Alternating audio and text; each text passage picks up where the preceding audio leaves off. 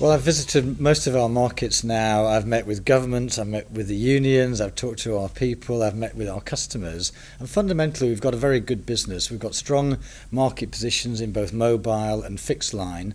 And unlike our competitors, we've got both networks, fixed and mobile. And we're usually up against a mobile-only player or a fixed network-only player. So we should have an advantage there.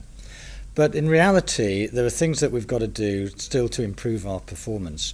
Our cost base is still higher than our competitors, and our customer service is something that really we're going to have to improve because networks are still a little bit unreliable. We're going to have to invest and improve the networks, and that should mean that our customer service will improve at the same time. And that's going to be the secret to really getting some growth behind the business again. So my impressions are we've got a good business, but there's a long way to go still before we're really running at full potential.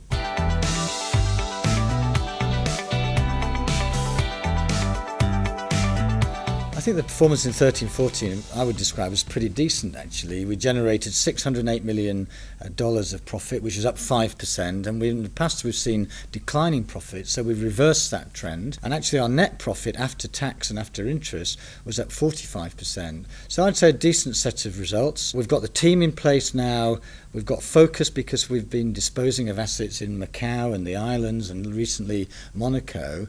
So we're really focused on the Caribbean, Panama with a new team based in Miami, and I think we're well placed for growth in 2014-15.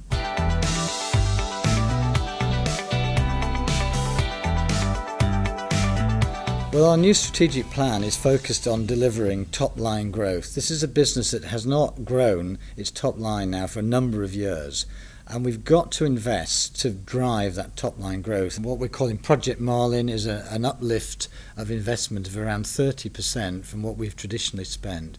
That money is going to be focused on 4 areas. One is improving our mobile network so they are the fastest and can carry the most data for our customers. Secondly, under fixed mobile convergence, making sure our fixed networks and our mobile networks work seamlessly together for the benefit of our customers. That means more Wi-Fi offload, it means more interrogation of the system so that we know exactly what customers are doing on both fixed and mobile networks. The third element is making sure that we have the infrastructure to support our government and big business contracts, and that means more investments there.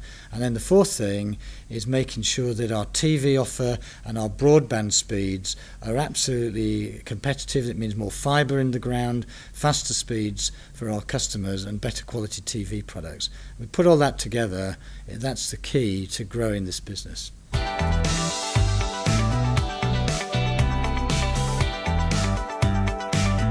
I think the key features of executing the strategic plan are going to be, firstly, focusing on our stakeholders. We've been in a lot of our islands now for nearly 100 years, so we should have really good government relations, relations with the regulator, relations with the unions. In some markets we haven't got quite the influence that I'd like us to have, so we're really going to put some real effort into building government relations, union relations and regulator relations. I think that's going to open up opportunities for us. And the second element is the way we work. Now we're developing what we call the CWC way, and this is a sort of framework for encouraging best practice, making sure that each of our businesses follow the strategy of the group, and that we only do things once where it makes sense to do it once rather than reinventing the wheel in each of the markets.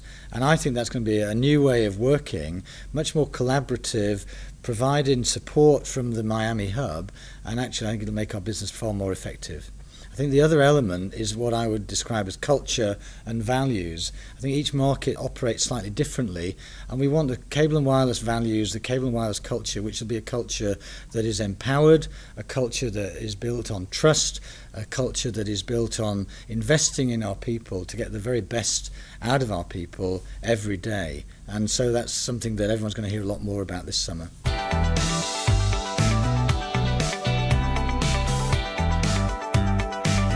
Cost efficiency is always going to be important in any business. We set a target of $100 million of savings, and we're about $77 million of the way through. Now, I know that's meant some quite difficult decisions about outsourcing, about restructuring, but we've made good progress. But we can never stop looking at efficiency in our business, because our cost base is still higher than our competitors. And we're looking at areas, what we call back office processes. We're looking at how our billing system works, how our customers do business with us, and seeing if we can automate and make far more efficient some of the processes that we have as well. So we're going to carry on looking at future cost savings.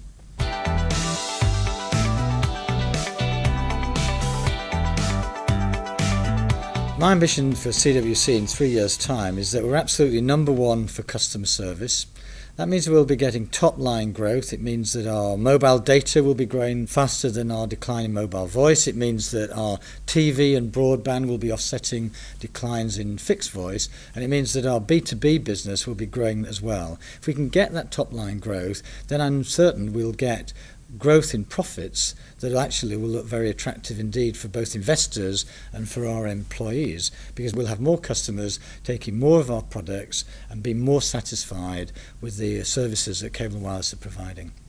And my final message is this: thank you everybody who's contributed to these results. It's a strong set of results. I know how hard everyone's worked, and it's my opportunity to say thank you to everybody who's made this possible.